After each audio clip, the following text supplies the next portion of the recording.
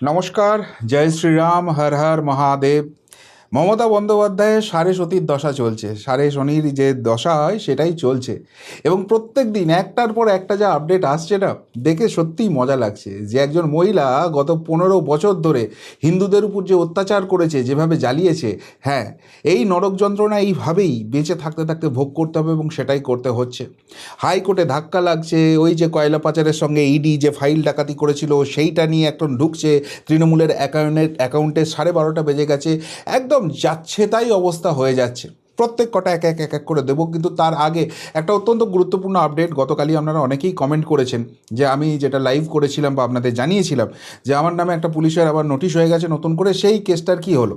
দেখুন, প্রথম কথা হচ্ছে ওই কেসটা টেকনিক্যালি মেরিটে কোনো রকম দাঁড়ায় না।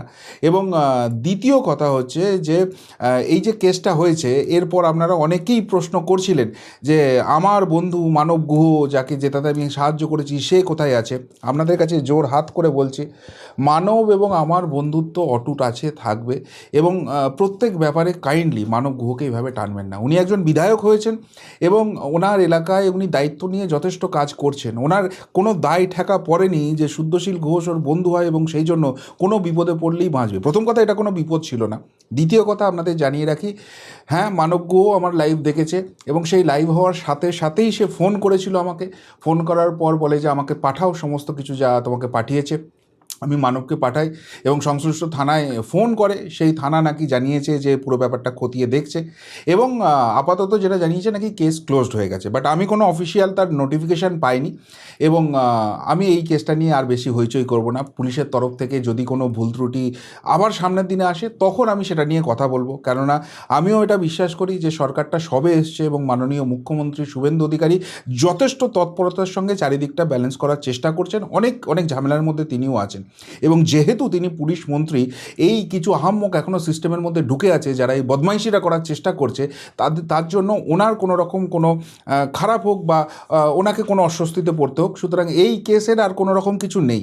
এই কেস টেকনিক্যালিই দাঁড়ায় না। যে পুলিশ করেছে, আমি যদি চাই এই মুহূর্তে তাকে কোর্টে টেনে নিয়ে গেলে না অনেক কিছু তার ঝামেলা হয়ে যাবে। যাই হোক, সেসব আলাদা প্রসঙ্গ। এবার আসি তৃণমূল প্রসঙ্গে। ওই সাড়ে সতী দশা বলছি না, সেই জায়গাটা এক এক করে বলছি। এই তৃণমূল কংগ্রেস যতদিন ক্ষমতা চালিয়েছে, এদের একটাই জায়গা ছিল যে গাজোয়ারি কাকে বলে। আমরা ক্ষমতা আছি, বাপের জমিদারি চলছে, আইন আদালত ওসব কিছু মানার দরকার নেই, আমরা যেটা বলবো সেটাই শেষ কথা, আমরা যেটা বলবো সেটাই আইন। সুতরাং সেই গাজওয়ারি তারা দেখিয়েছিল। এবং আপনাদের নিশ্চিতভাবে মনে থাকবে ওই ফেরেববাজ ভাইপো, সে বলতো না ওসব বিচার টিচারের দরকার নেই, মাথার এইখানে এনকাউন্টার করে দাও। মমতা ব্যানার্জি থেকে অভিষেক ব্যানার্জি একাধিকবার বলেছে এই যে মহামান্য বিচারপতিরা বসে আছেন তাদের রায়ের কপি নাকি বিজেপির অফিস থেকে লিখে দেওয়া হয় আর সেটাই তারা পড়েন। এগুলো অর্ধেক লোক সব বিজেপি হয়ে গেছে। তো এই জায়গা থেকে মহামান্য কলকাতা হাইকোর্টের বিরুদ্ধে কোনো কন্টেম্প্ট অফ কোর্ট কোনো দিন করেনি, ফলে খুব বেড়ে গিয়েছিল এরা। কিন্তু এবার এদের যে স্বাদের 21শে জুলাই আছে, মানে যেটা ওই পাগলু ড্যান্সের দিবস, যেটা ডিম ভাতের দিবস, এবার সেটা ধর্মতলায় হবে না কেওড়াতলায় হবে, লোকে যেটার খোঁজ নিচ্ছে, তো সেইটা নিয়ে পড়ে গেছে এরা বিষম বিড়ম্বনায়। কী বিড়ম্বনায় পড়েছে? 2018 সালে মহামান্য কলকাতা হাইকোর্টের একটা রায় ছিল। সেই রায়ে বলা ছিল যে কোনো এরকম রাজনৈতিক দল তারা যদি সভা সমিতি করে, সম্পূর্ণ রাস্তা ব্লক করে, বড় রাস্তা ব্লক করে, তারা এটা করতে পারবে না। সেখান দিয়ে পথচারীদের যাওয়ার ব্যবস্থা, গাড়ি যাওয়ার ব্যবস্থা এবং সবথেকে বড় কথা অ্যাম্বুলেন্সের যাওয়ার ব্যবস্থা করতে হবে। কিন্তু পিসিমণি আর ভাইপোমণি, এই রাজ্যের দুই জমিদার, অঘোষিত জমিদার ভাবতো যারা নিজেদেরকে, 2025 সালেও যে 21শে জুলাই প্রোগ্রামটা করেছিল এই জায়গা থেকেই তারা করেছিল। সেইটা নিয়ে একটি মামলা হয়েছে এবং এই মামলা বিচারপতি অরিজিৎ বন্দ্যোপাধ্যায় অ্যাকসেপ্ট করেছেন। এই অভিষেক বন্দ্যোপাধ্যায় এবং মমতা বন্দ্যোপাধ্যায়কে নোটিশ দিতে বলা হয়েছে। আগামী 23রা জুলাই এই মামলার শুনানি আছে। এরা ফিজিক্যালি অ্যাপিয়ার নিশ্চয়ই করবে না, আইনজীবী পাঠিয়ে ব্যাপারটাকে সামলে দেওয়ার চেষ্টা করবে। বাট যে মোড দেখা যাচ্ছে তাতে যথেষ্ট রকম ঝাড় খাবার জায়গা আছে এবং এইভাবে আদালত অবমাননা করার জন্য এদের বিরুদ্ধে মহামান্য কলকাতা হাইকোর্ট স্টেপ নিক, এটা কিন্তু আইনজীবী মহলের একটা বড় অংশ চাইছে। এবং সত্যিই যদি কন্টেম্প্ট অফ কোর্ট এটা প্রুভ হয়ে যায় এবং সেখানে আদালত যদি ব্যবস্থা নিতে চায়, অনেক কষ্ট, অনেক শনি এখন এই পিসি ভাইপোর কপালে নাচছে, সেটা এখন থেকেই লিখে বলে দেওয়া যেতে পারে। কিন্তু এর থেকেও যে সর্বনাশের জায়গাটা না, সেটা আজকে আজকে হয়ে গেছে। সেটা হচ্ছে এই যে তৃণমূল কংগ্রেসের ফান্ড, যেটা ওই অরূপ বিশ্বাস, মেসি বিশ্বাসের ভাই অরূপ বিশ্বাস, যে গিয়ে এইচডিএফসি ব্যাঙ্ক না কি একটা এদের ব্যাঙ্কে অ্যাকাউন্ট আছে, সেখানে বলেছিল ট্রানজ্যাকশন ফিজ রাখো, এবং মমতা তার এগেনস্ট আবার পাল্টা চাল দিয়ে দেখেছে, কয়েক হাজার কোটি টাকা নাকি ওইখানে রয়েছে। সুতরাং সেই জায়গা থেকে বলা হয়েছে অরূপ বিশ্বাস তো এখন কোষাধ্যক্ষই নয়, শুভাশিস চক্রবর্তী কোষাধ্যক্ষ হয়েছে, সুতরাং ওর কথার কোনো রকম কোনো দাম নেই। কিন্তু ব্যাপারটা অন্য জায়গায় চলে গেছে, দুদিক থেকে ঘিরে গেছে। নাম্বার ওয়ান, এখানে অরূপ বিশ্বাস যে কোষাধ্যক্ষ ছিল, তারপর যে শুভাশিস চক্রবর্তী কোষাধ্যক্ষ হয়েছে, ব্যাংকের কাছে এই ইন্টিমেশনটা তৃণমূল কংগ্রেস দেয়নি।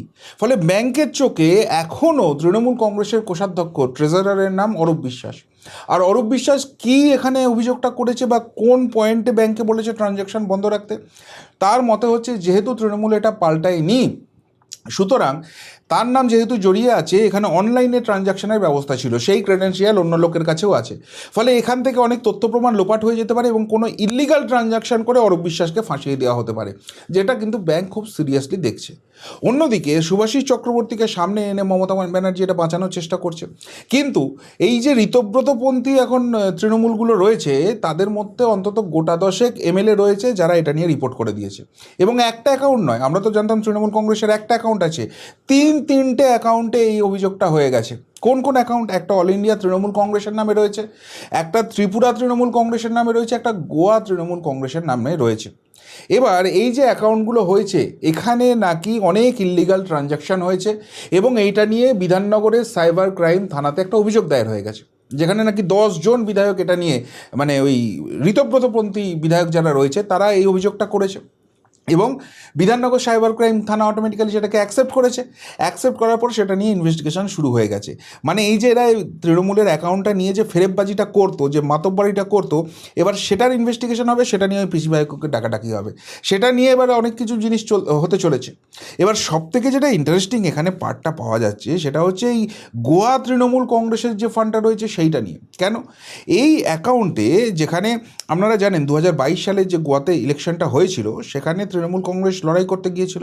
অভিষেক ব্যানার্জি বলেছিল না যে লিখে রাখুন, আমি একদম টাইম স্ট্যাম্প দিয়ে বলে দিয়ে যাচ্ছি, গোয়াতে মমতা ব্যানার্জির নেতৃত্বে তৃণমূল কংগ্রেসের সরকার হবে। তো পেয়েছে ঘেঁচু, এত বড় গোল্লা নিয়ে ভাইপো চলে এসছে। এবার গোয়াতে 40টা বিধানসভা আসন আছে, তার মধ্যে তৃণমূল কংগ্রেস লড়াই করেছিল 23টা আসনে, এবং সেই 23টা আসনে লড়াই করে তারা পেয়েছিল গোল্লা। কিন্তু খরচ কত করেছিল জানেন? খরচ করেছিল 47,54,54,00,00,000 টাকা। এবার কেন এই জায়গাটা নিয়ে সকলে আঁতকে উঠছে? তার কারণ হচ্ছে গোয়াতে গভর্নমেন্ট ফর্ম করেছিল বিজেপি, যারা 40টা আসনে লড়েছিল এবং তার মধ্যে 20টা আসনে তারা জয়লাভ করেছিল। বিজেপি খরচ করেছিল 17,75,00,000 টাকা। তার মানে একটা দল যারা ক্ষমতায় এসেছে সেইখানে জেতার জন্য সব আসনে লড়ে যে টাকা খরচ করেছে, তার 3 গুণ টাকা খরচ করে দিয়েছে শূন্য পাওয়ার জন্য অভিষেক ব্যানার্জির তৃণমূল কংগ্রেস। আর এইখানেই অভিযোগটা উঠেছিল, যেটা ইডি ইনভেস্টিগেশন করছে, যে কয়লা পাচারের টাকা ওইখানে খাটানো হয়েছিল, কয়লা পাচারের কালো টাকা ওখানে সাদা করা হচ্ছিল। মানে এই যে অ্যাকাউন্টের ইনভেস্টিগেশন হয়েছে, এই জলটা বহু দূর অবধি করাবে এবং অভিষেক ব্যানার্জিকে বহু ছুট করানো হবে। অভিষেক ব্যানার্জিকে গোয়া অবধি তদন্তের জন্য নিয়ে যাওয়া হতে পারে। অনেক কিছু বড় জিনিস এখানে আসতে চলেছে এবং আইপ্যাকের সঙ্গে কয়লা পাচারের যোগ, ইডি ঢুকেছে, সেখানে সাইবার ক্রাইম ঢুকছে। মানে কীভাবে যে অভিষেক ব্যানার্জি শুধু এই কেসটাতে ঘিরবে, সেটা ভেবেই আমার এখন অবাক লাগছে। তবে মমতার মাথা ব্যথা এখানেই কিন্তু শেষ হয়ে যাচ্ছে না। মমতার সঙ্গে থাকলেই হয় ডিম টমেটো খেতে হবে, আর না হলে পুলিশের কেস খেতে হবে। এরা এত চুরি দুর্নীতি করেছে সকলেই বুঝে গেছে। ফলে একের পর এক নেতা মমতার সঙ্গ ছেড়ে দিচ্ছে। আজকেই যেরকম খবর এলো, গৌতম দেব শিলিগুড়ি যে পুর নিগম রয়েছে সেখান থেকে সে রেজিগনেশন দিয়ে দিয়েছে, আর থাকবে না। কেন থাকবে না? বলছে যে নতুন সরকার এসছে, তারা একটু নিজেদের মতো কাজ চালাক, নাকি অন্য কোনো ব্যাপার আছে। এখানে যে দুর্নীতিটা আছে তার তদন্ত হবে এবং সেখানে বড় কিছু ঝামেলায় পড়ে যেতে হবে, এটা গৌতম দেব বুঝে যাচ্ছে। আপনারা দেখুন একটার পর একটা এদের যে মিউনিসিপ্যাল কর্পোরেশন বা এই পুর নিগমগুলো রয়েছে, যেমন প্রথমে ফিরহাদ হাকিম ছাড়লো কলকাতা, বিধাননগর থেকে কৃষ্ণা চক্রবর্তী ছাড়লো, চন্দননগর থেকে রাম চক্রবর্তী নাকি নাম ভুলেও গায়ে এদের এত নেতা, তো তিনি ছাড়লেন। প্রত্যেকেই কিন্তু এগুলো ছেড়ে দিচ্ছে। এবং ছোট ছোট যে মিউনিসিপ্যালিটিগুলো আছে সেখান থেকে তো একদম কাউন্সিলর থেকে আরম্ভ করে যারা চেয়ারম্যান আছে সকলে পদত্যাগ করছে। মানে ওভারঅল মমতার সঙ্গে আর থাকা যাবে না এবং দুর্নীতিগ্রস্তরা জেলে যাবে, এই জায়গাগুলো ক্রমশ এস্টাবলিশ হয়ে যাচ্ছে। অন্যদিকে বালু মল্লিক, যাকে এই যে মমতার সমস্ত কমিটি ভেঙে দেওয়ার পর নতুন যে কমিটি করেছিল সেখানে কর্মসমিতির সদস্য করেছিল, সেই বালু মল্লিক বলছে যে তার প্রচণ্ড সুগার আছে, তার কিডনির অবস্থাও খারাপ। যে বালুকে মমতা ব্যানার্জি ভোট প্রচারে গিয়ে বলেছিল যে বালু খুব ভালো ছেলে, চুরি টুরি করে না, ওই সিপিএমের দুর্নীতি ধরে ফেলেছিল বলে সিপিএম বিজেপিকে দিয়ে অ্যারেস্ট করেছিল, সেই বালু মল্লিক বলল যে আমি এই শারীরিক অসুস্থতার কারণে আর তৃণমূলের সঙ্গে কোথাও নেই। বালু মল্লিক তো নিজেই রেশন কেলেঙ্কারিতে ফেঁসে আছে। এবার কি বালু মল্লিক ভালো তৃণমূল হওয়ার চেষ্টা করবে? আর ভালো তৃণমূল হতে গেলে বালু মল্লিককে মমতার যেসব পাপ কাজ আছে সেগুলো সব বলে দিতে হবে। এইগুলো যদি হয় মমতার স্বস্তি বাড়বে না অস্বস্তি বাড়বে? আর এই প্রতিবেদন যখন করছি তার আগে ব্রেকিং নিউজ পেলাম, নরেন্দ্রনাথ চক্রবর্তী আরেকজন খুব গুন্ডা মস্তান বলে পরিচিত ছিল তৃণমূলের নেতা, পাণ্ডবেশ্বরের বিধায়ক ছিল, এবার হেরে ভূত হয়ে গেছে, সেই নরেন্দ্রনাথ চক্রবর্তীও তার সমস্ত কিছু পদ থেকে রিজাইন করে দিয়েছে। সবাই ছেড়ে দিচ্ছে মমতাকে। মমতার পাশে ভাইপো ছাড়া কেউ থাকবে না এবং ভাইপো কিছুদিন বাদে তিহার জেলে গড়াগড়ি খাবে। এই জায়গা যে আপনাদের বলে দিয়েছিলাম সেই দিকেই পুরো জিনিসটা এগোচ্ছে, একদম ল্যাজে গোবরে হওয়া অবস্থা হয়ে যাচ্ছে। এবং এর মাঝখানেও কিন্তু এরা গোয়ার্তুমি ছাড়ছে না। আজকে যেরকম ভাইপো উড়ে গেছিলো দিল্লিতে মাননীয় স্পিকার ওম বিড়লার সঙ্গে বৈঠক করতে, সেখানে গিয়ে মানে ভাইপো নিজের দলটাকেই উঠিয়ে দিতে চায়। বেসিক্যালি তো রাজনীতির জানে না, বলছে আমি সংবিধান নিয়ে এসেছি, সংবিধানে বলেছে 2/3 অফ দ্য পার্টি। তো পার্টির 2/3 কোথায় হয়েছে? এখানে কয়েকজন গেলে 20 জন 25 জন গেলেও আমার কিছু এসে যায় না, এটাকে মান্যতা দেওয়া যাবে না এবং প্রয়োজনে এরা অন্যায় করেছে বলে এদের সাংসদ পদ উড়িয়ে দাও। এদের সাংসদ পদ যদি উড়িয়ে দেওয়া হয়, বাই ইলেকশন হবে, এখনও 3 বছর লোকসভাটা আছে, বাই ইলেকশন হলে এই ভাইপোর একটা মালও জিতবে? ভাইপোর টিমের একটা মালও কি জেতাতে পারবে? ফলতা তো দেখিয়ে দিয়েছে, 4%-এর পার্টি হয়ে গেছে। পরের ইলেকশনে সেটাও থাকবে না, নোটার সঙ্গে লড়াই করতে হবে যেরকম অন্য রাজ্যে করতে হয়। তো যাই হোক, এখানে এই জায়গাগুলো তৈরি হয়ে যাচ্ছে। তো এখানে যেটা ঋতব্রতর তৃণমূল কংগ্রেস আছে তাকে তো সিঙ্গেল বেঞ্চ মহামান্য বিচারপতি কৃষ্ণা রাও বলে দিয়েছে যে ঋতব্রতই থাকবে, কোনো ইন্টারিম অর্ডার দিচ্ছি না। এবং এরা খুব ভালো করে জানে যে এখন বাজেট সেশন চলছে, বাজেট সেশনে ঋতব্রতই বিরোধী দলনেতা হিসেবে এস্টাবলিশ হয়ে গেছে। একবার যদি এটা হয়ে যায় এস্টাবলিশ এবং বিধানসভার রেকর্ডে চলে আসে, তাহলে 0.000000000% চান্স থাকবে শোভনদেবের আবার এলওপি হওয়ার। কিন্তু ছাড়বে না, গোয়ার্তুমি করতে হবে, কেননা এদের টিমে আবার একটা খুব ভালো উকিল আছে, আর যারা আবার মাতাল ফাতাল বলে, রেজিস্টার্ড মাতাল বলে শুভেন্দু অধিকারী খুব সুখ্যাতি করেন। তো তিনি বোধহয় পরামর্শ দিয়েছেন, গেছেন ডিভিশন বেঞ্চে, যেরকম সিঙ্গেল বেঞ্চে থাপ্পড় খেতে হয়েছে হয়তো ডিভিশন বেঞ্চেও সেরকম খেতে হবে। তো এরা গোয়ার্তুমি করছে, এরা গায়ের জোর দেখাতে যাচ্ছে, কিন্তু এদের অবস্থা যে ল্যাজে গোবরে, এরা যে কোথাও নেই, সেই জায়গাটাই কিন্তু প্রত্যেক জায়গায় এস্টাবলিশ হয়ে যাচ্ছে। এর মাঝখানে মমতার মাথা ব্যথা আরও বাড়িয়ে দিয়েছে। এই দীর্ঘ জেরার পর কয়লা পাচার কাণ্ডে ইডির হাতে গ্রেপ্তার হলো মনোরঞ্জন মণ্ডল। মনে আছে মনোরঞ্জন মণ্ডলকে?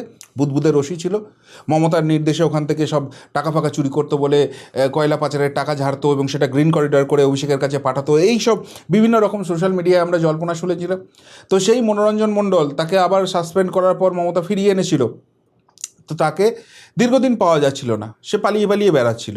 কিন্তু এখন মোটামুটি যেখানেই যে পালিয়ে বেড়াক, পুলিশ তো হাত খুলে দিয়েছেন শুভেন্দু অধিকারী। এবং চটিচাটারা বেশ কিছু জায়গায় ঝামেলা করলেও ম্যাক্সিমাম জায়গাতেই তো সেই ঝামেলাটা নেই, পুলিশও মনের সুখে কাজ করছে। এই যেমন ওই তারকেশ্বরের একটা ফুটো মস্তান ছিল, খুব বড় বড় কথা বলতো, রামেন্দু সিংহ রায় নাকি, কর্ণাটকে গিয়ে কোথায় বাগেভালি না কোথায় লুকিয়েছিল, পুলিশ গিয়ে একদম ঘাড় ধরে কলার ধরে ছ্যাঁচড়াতে নিয়ে আসছে। তো এরা এই মনোরঞ্জন মণ্ডলও দেখেছিল যে পালিয়ে গিয়ে লাভ নেই, সেই জন্য সিজিও কমপ্লেক্সে এসছিল দেখা করতে। মানে মনের মধ্যে আশা ছিল আর কি, অরূপ বিশ্বাস গেছে ছেড়ে দিয়েছে, ভাইপো 3 দিন জেরা ফেস করেছে ছেড়ে দিয়েছে, একেও ছেড়ে দেওয়া হবে। কিন্তু মালটা বুঝতে পারেনি যে মালটাকে তুলে নেবে, দীর্ঘ জেরার পর মালটাকে তুলে নিয়েছে। এবং তুলে নেওয়ার পর একে যখন কোর্টে প্রডিউস করা হচ্ছে তখন মারাত্মক মারাত্মক তথ্য নিয়েছে এবং তাতে ভাইপোর হেড একটা আরও বাড়বে। কী কী তথ্য দিয়েছে? এই মনোরঞ্জন মণ্ডলের সঙ্গেই কোটি কোটি ট্রানজাকশানের খবর পাওয়া গেছে, কোটি কোটি টাকার ট্রানজাকশান করেছে এবং তার থেকেও বড় কথা হাওয়ালা যোগ পাওয়া গেছে।